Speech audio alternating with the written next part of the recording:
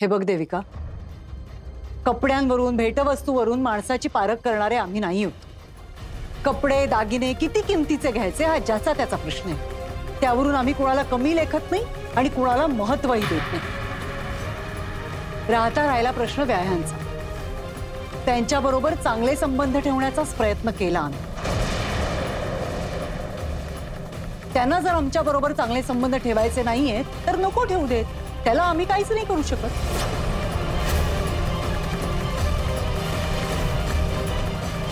हे बघ, मला तुझ्याशी वाद घालायचा नाहीये. आज माझी किटी पार्टी आहे.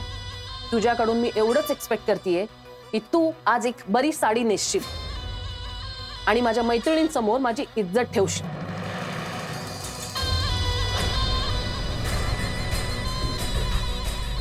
आणि हो,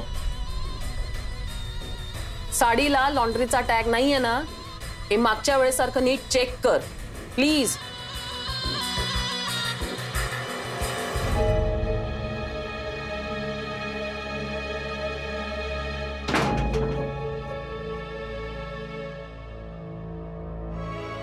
तू एवढं ऐकून कशाला घेतलंस तिचं? हा, मला कंटाळा आलाय आता उत्तर देण्याचा. मला खरंच एका गोष्टीची प्रचंड काळजी वाटते अरुणा. आणि तू म्हणतेस तशी आपल्यासारख्या घरातली मुलगी या घरात सून म्हणून आली ना, तर या देविकाच्या आणि सिमरनच्या दबावाखाली दबून जाईल ते. त्यांच्या या अशा बोलण्याचा टोमण्याचा त्रास होईल तिला. खरंच कोणी सांगावं? पुढच्या पिढीची मुलगी असेल ती नाही ऐकून घेणार. आणि मला तर मनापासून असं वाटतंय की अशी मुलगी या घरात सून म्हणून यावी की जी या सगळ्यांना वठणीवर आणेल.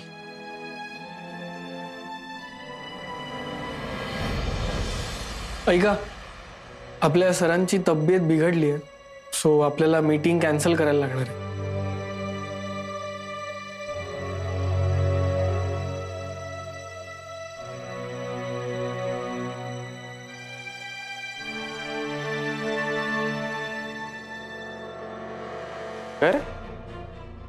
काय झालं? काय माहित नाही, सरांची तब्येत बिघडली आहे. अरे पण काल तर आले होते ना ते, तेव्हा तब्येत बरी होती त्यांची. हो एक्झॅक्टली. आय होप काही मेजर नसावं. फोन कोणी उचलला होता? त्यांच्या मिसेसनी.